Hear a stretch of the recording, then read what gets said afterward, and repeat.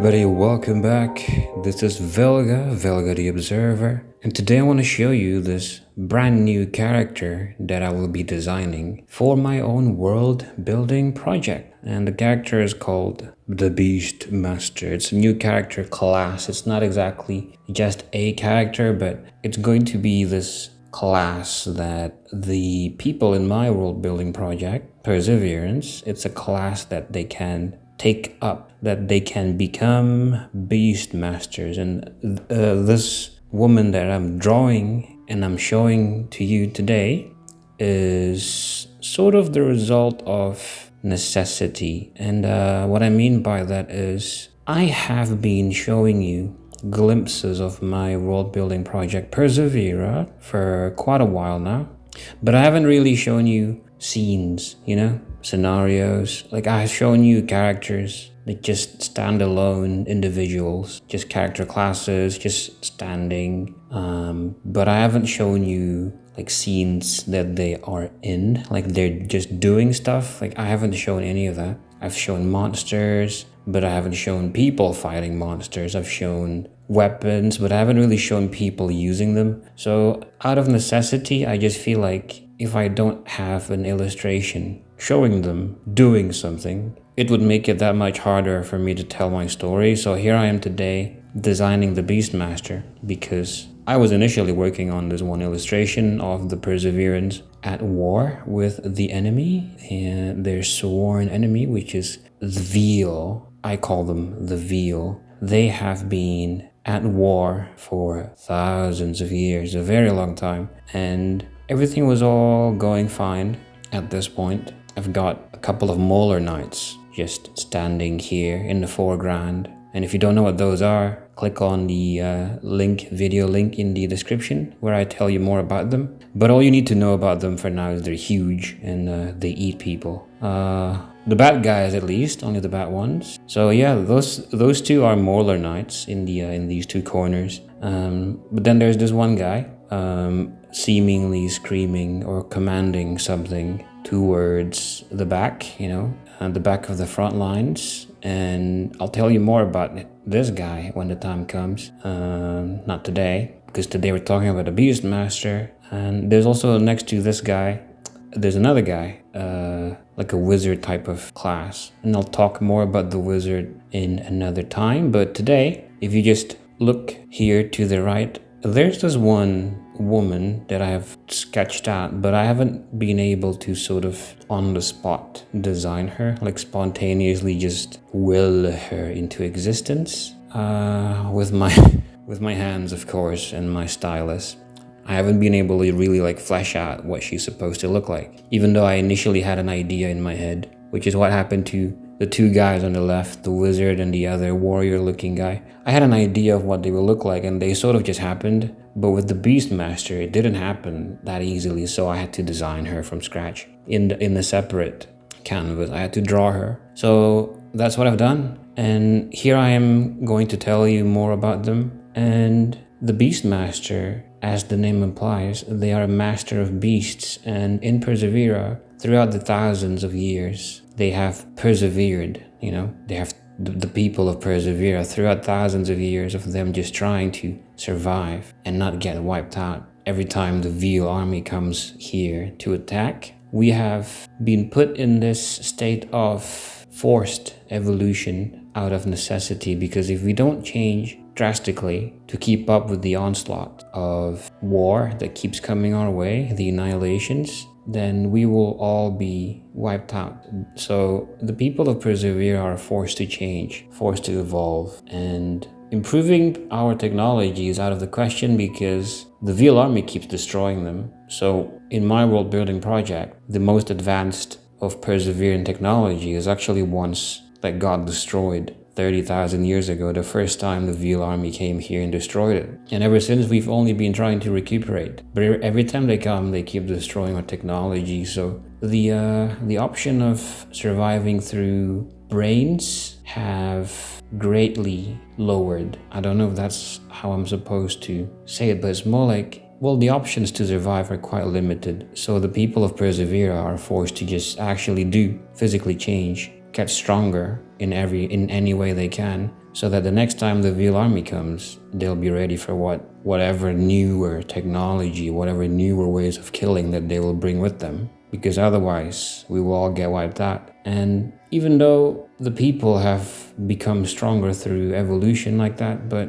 the animals are also undergoing evolution, natural evolution. But the difference is, the animals are not getting wiped out by the Veil army. The Veil army is only killing people. So aside from having to deal with the Veil army, the enemy, the invaders, Perseverance also need to survive the threat of the beasts of Persevera, because I want the animals, the wildlife, in this case I'm calling them beasts. I want them to be so strong that they cannot be taken lightly. Like, there are still animals like cats and dogs, like ducks. We call those animals, but most animals in Persevera are legit beasts because they're so strong. They're unreal strong and they're not to be messed with. And I want the Beastmaster to be able to train them, not necessarily tame them, not all of them at least, but at least train them. Because what the Beastmaster is about is a species of humans that have evolved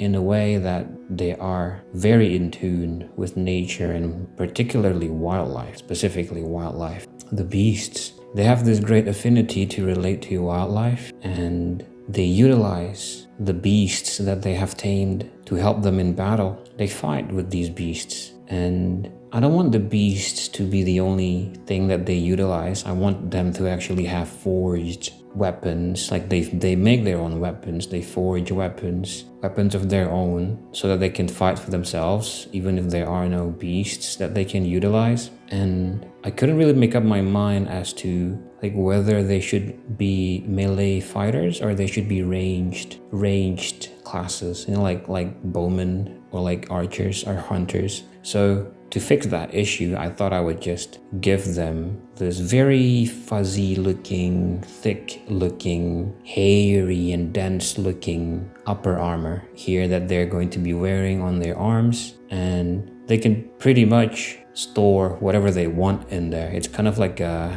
one of those moments in anime or manga, like action manga, where and I'm thinking particularly Naruto, where they can just take out some kind of brand new magical, ingenious looking mechanical thing out of like pots or just sand or out of nothing, and this is the equivalent of that.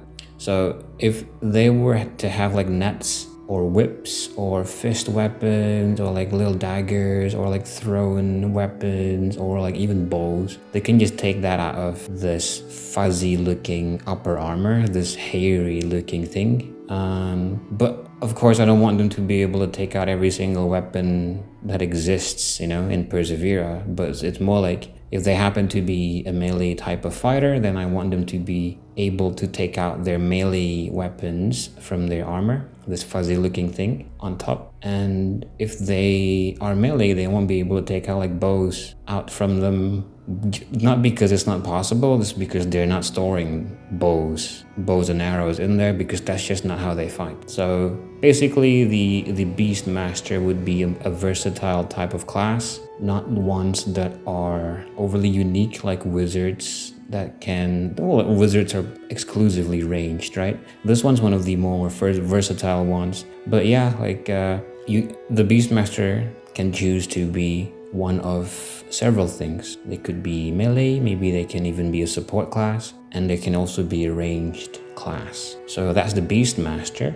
And in terms of evolution, I want the Beastmaster to be more of a simplistic type of people, like humans, Perseverance, where they have attained physical benefits through the thousands of years of undergoing evolution. They are not as impressive as other Perseverance. They are more like actual humans living on Earth today. So they don't live very long, because other Perseverance can live for well over 100 years. The Beastmaster would die at about the same time as humans would die in real life, but they have evolved enough to gain tougher skin, a great affinity with nature, and especially with wildlife. With the beasts, And they have also evolved to gain very tough nails. I want the nails to be kind of like overgrown grandma nails, but they're super strong and sharp. And I say grandma nails because that's what, what's his name? Ryan Reynolds. That's what Ryan Reynolds said in the movie, I think it was X-Men Origins Wolverine, where he was on a plane with Sabretooth, and he mentioned something along the lines of Sabretooth's nails, his claws, being looking like grandma nails. So I want the Beastmaster's nails to look like that and behave the same way too. They're supposed to be very tough and very strong, comparable to that of lion's claws today. And speaking of the Beastmasters, I want the beasts of Persevera, most of them. If you were to encounter them, it would be near instant death. It's kind of like not every single beast would be consisting of, in terms of danger, not like elephants or not like rhinos, right? In terms of how easily they can kill you and their urge to just kill people. It's more like almost every beast is as dangerous as lions and tigers, because, well, I know like when elephants and hippos and when rhinos get territorial, of course they can hurt people, right?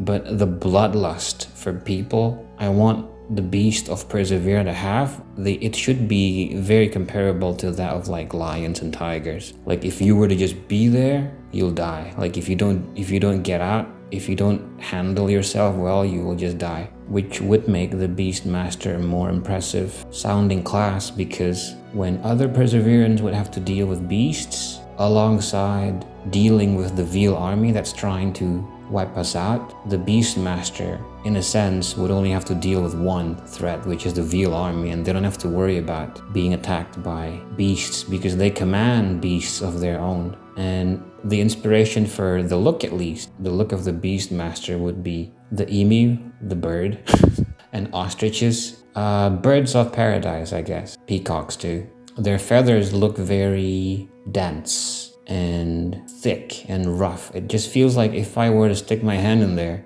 I won't touch the body. Like I can just keep putting my hand in there and eventually my head will disappear into that fur, into all that hair and into all those feathers. And if I keep going, my whole body would disappear into it and I'll just disappear into nothing. I want the that upper body part, the armor, the upper body armor of the Beastmaster to make you think that it's so dense and thick and anything can be inside of it. And yeah, the visuals are inspired by peacocks and ostriches. And also there's one mask of Rangda from Bali. I don't know what those Balinese people use for their like masks, like hair. Like they make masks, right? Like cultural masks, and they add hair. I don't know what the hair is made of, but it looks like feathers. Like if you know what they're made of, let me know in the comments below, because I don't know what they're made of.